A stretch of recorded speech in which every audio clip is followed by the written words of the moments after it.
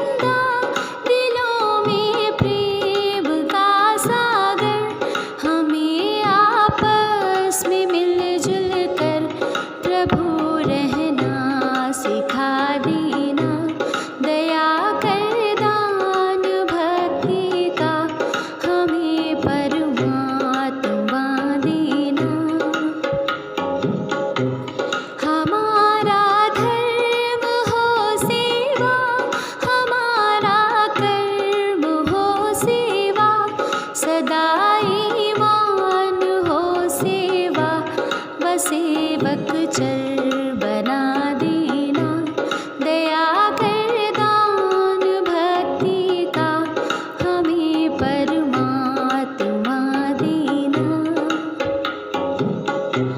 वतन के वास्ते जीना, वतन के वास्ते मरना, वतन पर जा फिदा करना, प्रभु हमको सिखा देना। दया कर दान भक्ति का हमें परमात्मा देना, दया करना हमारी आत्मा में शुद्धता देना। गुड मॉर्निंग एवरीवन, एक बार फिर आपके सामने उपस्थित हूँ आज का शब्द लेके। आज का शब्द है kitty, KITTY, kitty. Kitty means बिल्ली का बच्चा। बिल्ली एक मांसाहारी स्तनधारी जानवर है। इसके सुनने व सूंघने की शक्ति प्रखर होती है।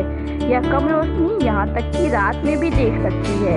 प्राकृतिक रूप से इसका जीवन काल लगभग 15 वर्षों का होता है। Thank you. प्यारे बच्चों, मैं अर्चना सरोहा आई हूँ ढोंगी सियार की कहानी लेकर। एक सियार था जो बहुत आलसी था। पेट भरने के लिए खरगोश और चूहों का पीछा करना और उनका शिकार करना उसे बड़ा भारी लगता था। पर दिमाग उसका बहुत शैतानी था। यही तिकड़म लगाता रहता कि कैसे ऐसी जुगत लगाई जाए जिससे बिना हाथ पैर हिलाए भोजन मिलता रहे। एक बार बाहर चूहों की टोली देखकर उसके दिमाग में एक तरकीब आई। वह सूरज की ओर मुँह करके आंखें बंद करके एक टांग के बल खड़ा हो गया। चूहों की खुसर फुसर हुई। वे सियार के निकट आकर खड़े हो गए। चूहों के सरदार ने कहा, हे महान सियार, अपने बारे में कुछ बताइए। सियार ने ढोंग रचा, मैंने सैकड़ों वर्ष हिमालय पर्वत पर एक टांग पर खड़े होकर तपस्या की है। सारे चूहों का समूह महातपस्वी सियार के सामने हाथ जोड़कर खड़ा हो गया। एक चूहे ने पूछा, मामा, आपने अपना मुंह सूरज की ओर क्यों कर रखा है? सियार ने उत्तर दिया, सूर्य की पूजा के लिए। दूसरे चूहे ने पूछा, और आपका मुंह क्यों खुला है? सियार ने उत्तर दिया, हवा खाने के लिए। मैं केवल हवा खाकर जिंदा रहता हूँ। यह बात सुनकर चूहे उसके और निकट आ गए। अब चूहे महातपस्वी सियार के भक्त बन गए। रोज भजन कीर्तन समाप्त होने के बाद चूहों की टोलियां भक्ति रस में डूबकर अपने बिलों में जाने लगती तो सियार सबसे बाद के 3-4 चूहों को दबोचकर खा जाता। सुबह होते ही फिर चूहों के बिल के पास आकर एक टांग पर खड़ा हो जाता और अपना नाटक चालू रखता। धीरे धीरे चूहों की संख्या कम होने लगी। चूहों के सरदार की नज़र से यह बात छिपी नहीं रही। एक दिन सरदार ने सियार से पूछ ही लिया, हे महात्मा सियार, मेरी टोली के चूहे मुझे कम होते नजर आ रहे हैं, ऐसा क्यों हो रहा है? सियार ने कहा, जो सच्चे मन से मेरी भक्ति करेगा वह सशरीर बैकुंठ को जाएगा। बहुत से चूहे भक्ति का फल पा रहे हैं। चूहों के सरदार ने देखा कि सियार मोटा भी हो गया है, कहीं उसका पेट ही तो बैकुंठ लोक नहीं है जहाँ चूहे जा रहे हैं। उसने अगले दिन सबसे पीछे रहने का निश्चय किया। भजन समाप्त होने के बाद चूहे बिल में घुसे। सियार ने सबसे अंत के चूहे को दबोचना चाहा। चूहों का सरदार पहले से ही चौकन्ना था। वह दांव मारकर सियार का पंजा बचा गया और उछलकर सियार की गर्दन पर चढ़ गया। बाकी चूहों ने भी हमला कर दिया। साथ ही उसने अपने दांत सियार की गर्दन में गड़ा दिए। सबने मिलकर महात्मा सियार को कुछ ही देर में कंकाल सियार बना दिया। बच्चों, इस प्रकार का ढोंग कुछ ही दिन चलता है, फिर ढोंगी को अपनी करनी का फल मिलता ही है। धन्यवाद। सवेरे का नमस्कार। मानव जीवन जल, वायु व मृदा पर आधारित है और ये तीनों मिलकर जीवन के लिए संपूर्ण पारिस्थितिकी तंत्र का निर्माण करते हैं। सफलता प्राप्त करने के लिए मानव जीवन के आधारभूत तत्वों से खिलवाड़ करने लगा है, जिसके परिणाम स्वरूप पारिस्थितिकी तंत्र में ऐसे तत्वों का प्रवेश हो गया है जो एक दिन मानव जीवन को नष्ट ही कर देंगे। इन्हीं तत्वों में से एक है प्लास्टिक। प्लास्टिक आज हमारे दैनिक उपयोग की वस्तु बन गया है। घर के वस्तुओं से लेकर कृषि, चिकित्सा, भवन निर्माण, विज्ञान, सेना, शिक्षा, मनोरंजन, अंतरिक्ष कार्यक्रमों आदि में प्लास्टिक का भरपूर उपयोग हो रहा है। अपनी विविध विशेषताओं के कारण प्लास्टिक आधुनिक युग का अत्यंत महत्वपूर्ण पदार्थ बन गया है।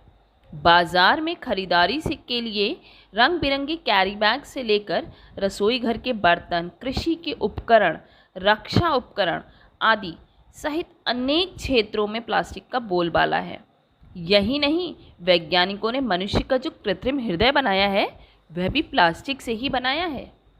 तमाम खूबियों वाला यही प्लास्टिक जब उपयोग के बाद फेंक दिया जाता है तो अन्य कचरों की तरह यह आसानी से नष्ट नहीं होता है। एक लंबे समय तक अपघटित न होने के कारण यह लगातार एकत्रित होता जा रहा है। प्लास्टिक में लचीलापन पैदा करने के लिए प्लास्टिक साइज़वर वर्ग के कार्बनिक यौगिक मिलाए जाते हैं जो कैंसरकारी होते हैं।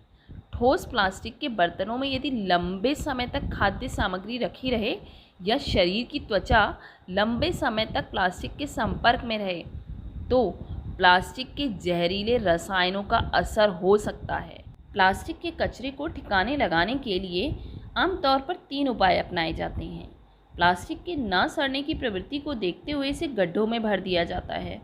दूसरे उपाय के रूप में इसे जलाया जाता है, लेकिन ये दूसरा तरीका बहुत खतरनाक है क्योंकि इससे क्लोरोफ्लोरोकार्बन निकलती है जो वायुमंडल की ओजोन की परत के लिए नुकसानदायक है।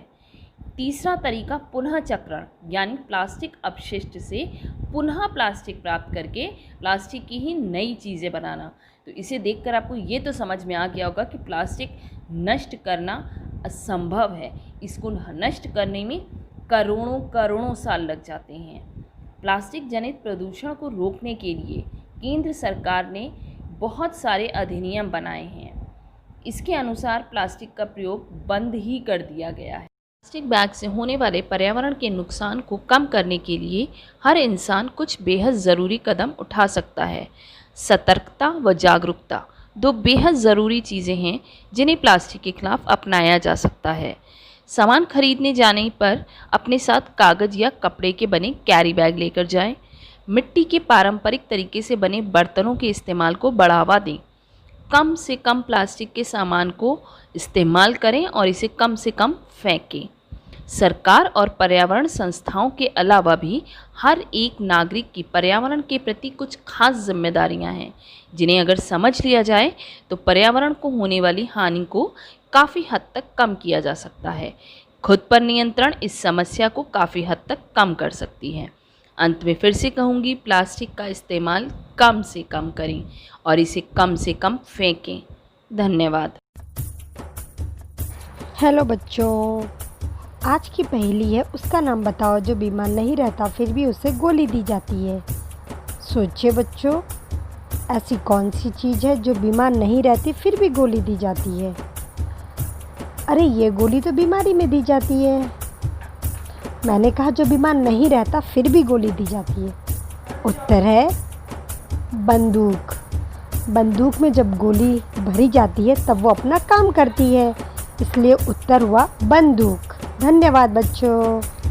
नमस्कार प्यारे बच्चों, जानिए आज का इतिहास मेरे साथ यानी अर्चना पांडे के साथ।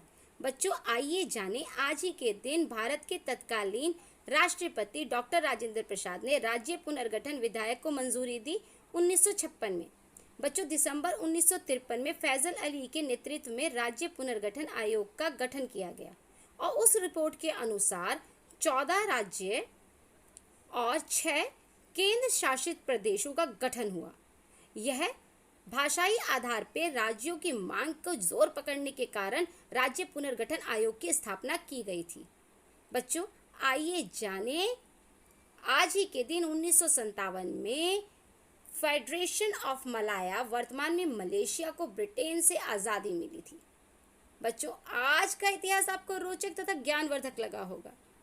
आज का दिन आपका शुभ हो, इसी आशा के साथ नमस्कार। नमस्कार, आज के विशेष में हम बात करेंगे राज्य पुनर्गठन आयोग की। आज ही के दिन सन 1956 में भारत के तत्कालीन राष्ट्रपति डॉक्टर राजेंद्र प्रसाद ने राज्य पुनर्गठन विधेयक को मंजूरी दी। भारत के स्वतंत्र होने के बाद भारत सरकार ने अंग्रेजी राज के दिनों के राज्यों को भाषाई आधार पर पुनर्गठित करने के लिए राज्य पुनर्गठन आयोग की स्थापना की, जिसमें राज्यों के भाषाई आधार पर बंटवारे की सिफारिश की गई। इसके पीछे तर्क यह दिया गया कि स्वतंत्रता आंदोलन में यह बात उठी थी कि जनतंत्र में प्रशासन को आम लोगों की भाषा में काम करना चाहिए ताकि प्रशासन लोगों के नज़दीक आ सके तथा प्रशासनिक कार्य सुचारू रूप से चल सके। राज्यों के पुनर्गठन ने भारत की एकता को कमज़ोर नहीं किया, बल्कि संपूर्ण रूप से देखा जाए तो मजबूत ही किया है। परंतु यह विभिन्न राज्यों के मध्य सभी विवादों और समस्याओं का समाधान नहीं कर पाया। विभिन्न राज्यों के बीच सीमा विवाद, भाषाई अल्पसंख्यक की समस्या के साथ साथ नदी जल बंटवारे की समस्या जैसे प्रश्न अभी भी अनसुलझे हैं। धन्यवाद। नमस्कार, प्रस्तुत है आज की प्रश्नोत्तरी। आज का पहला प्रश्न है, भारत में सबसे पुरानी पर्वत श्रृंखला कौन सी है? भारत में सबसे पुरानी पर्वत श्रृंखला अरावली पर्वतमाला है।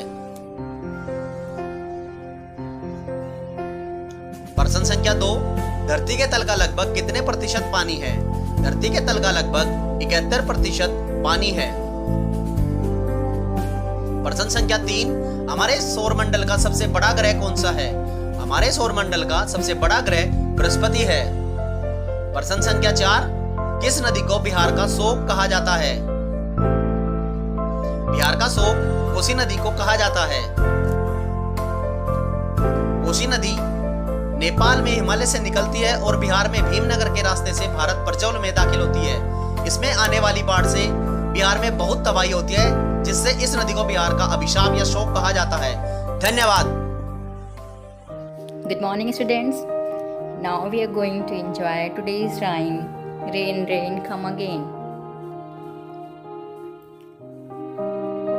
Rain, rain, come again today.